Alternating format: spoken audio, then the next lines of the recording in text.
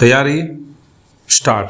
वाद तथ्य मामले में अपीलार्थी गण नुसरत परवीन और अहमद खान को विचारण न्यायालय ब्रैकेट में अतिरिक्त सत्र न्यायाधीश जमशेदपुर ब्रैकेट बंद ने दोष सिद्धि आदेश दिनांक 25/11/2003 और दंडादेश दिनांक 1/12/2003 के द्वारा भारतीय दंड संहिता की धारा 302 के अंतर्गत दोषसिद्ध एवं आजीवन कारावास के दंड से दंडित किया, जिनकी अपील निरस्त करते हुए झारखंड उच्च न्यायालय ने आक्षेपित निर्णय व आदेश दिनांक 19/1/2011 के द्वारा विचारण न्यायालय के निर्णय की पुष्टि कर दी। विराम। अतः दोनों अपीलार्थी गण ने अलग अलग यह अपील प्रस्तुत की। विराम। पैरा। अभियोजन का मामला था कि अपीलार्थी अभियुक्त संख्या 2 अहमद खान और अभियुक्त संख्या 3 अब्दुल रहमान के सगे भाई अब्दुल हमीद खान का विवाह एक हमीदा परवीन के साथ संपन्न हुआ था। विराम। हमीदा परवीन के पति अब्दुल हमीद खान का घटना के 2 वर्ष पूर्व देहांत हो गया था, जिसके बाद वह अपने 3 बच्चों के साथ मृतक अब्दुल हमीद खान के मकान संख्या 13 धत्तकी डी है ब्लॉक ए में अभियुक्त गण ब्रैकेट में संख्या 2 एवं 3 के साथ रह रही थी। विराम। अभियुक्त गण हमीदा परवीन पर दबाव बना रहे थे कि वह उक्त संपत्ति से अपना दावा छोड़ दे, जिसके विरुद्ध उसने उनके विरुद्ध दंड प्रक्रिया संहिता की धारा 107 और 116 ब्रैकेट में 3 के अंतर्गत परिवाद भी दर्ज कराया था। विराम। दिनांक 11 मार्च 1997 को हमीदा ने अपने 2 बच्चों मोहम्मद शाहिद खान PW 3 और मोहम्मद जावेद खान को प्रातः 8 बजे स्कूल भेजा। विराम। जब बच्चे स्कूल से घर वापस आए तब मकान में ताला लगा था। विराम। शाम तक भी मां हमीदा के घर वापस न आने पर बच्चों ने अपने मामा मोहम्मद फिरोज PW 4 को सूचना दी, जिसने अपने भाई परवेज अहमद PW 1 और पिता मोहम्मद यूनुस PW 8 के साथ हमीदा की खोज की, किंतु वे असफल रहे। विराम।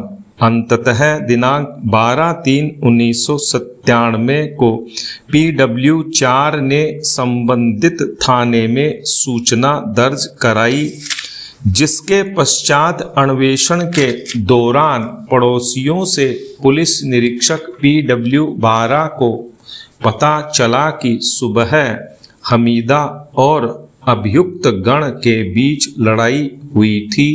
विराम। इसके बाद अभियुक्त गण घर में ताला लगाकर टेम्पो से कहीं चले गए। विराम।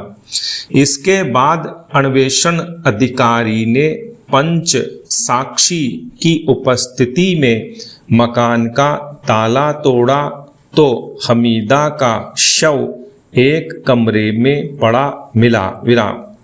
ऑटोप्सी रिपोर्ट में पाया गया कि उसकी मृत्यु का कारण दम घुटना था और उसकी गर्दन सहित शरीर के अनेक हिस्सों पर मृत्यु पूर्व चोट भी पाई गई थी।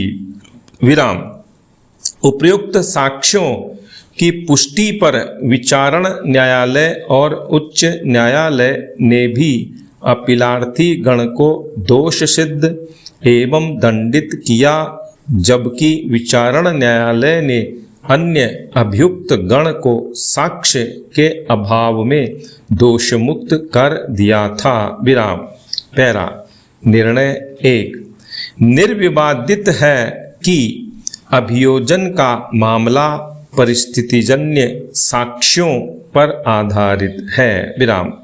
मेडिकल ऑफिसर PW15 ने साबित किया है कि मृतका की मृत्यु गला दबाने के कारण दम घुटने से कारित हुई, इसलिए मृतका की मृत्यु प्रकृति में आपराधिक मानव वध था। विराम।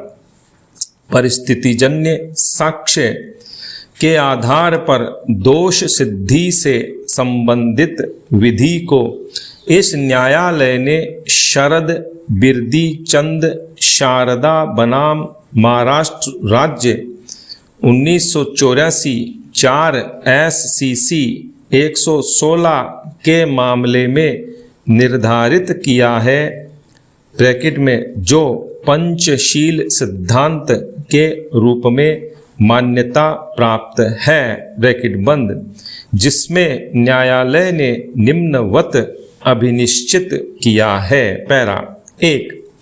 परिस्थितियां जिनसे अभियुक्त की दोषिता का निष्कर्ष लिया जाना है पूर्णतः स्थापित हो। 2। इस प्रकार स्थापित तथ्यों को केवल अभियुक्त की दोषिता से परिकल्पित होना चाहिए, अर्थात उन्हें किसी अन्य परिकल्पना पर स्पष्टीकृत नहीं होना चाहिए सिवाय इसके कि अभियुक्त दोषी है। 3। परिस्थितियों को निर्णायक प्रकृति और प्रवृत्ति का होना चाहिए। 4। उन्हें अन्य सभी संभावित परिकल्पनाओं को अपवर्जित करते हुए होना चाहिए सिवाय उसके जिसे साबित किया जाना है। विराम।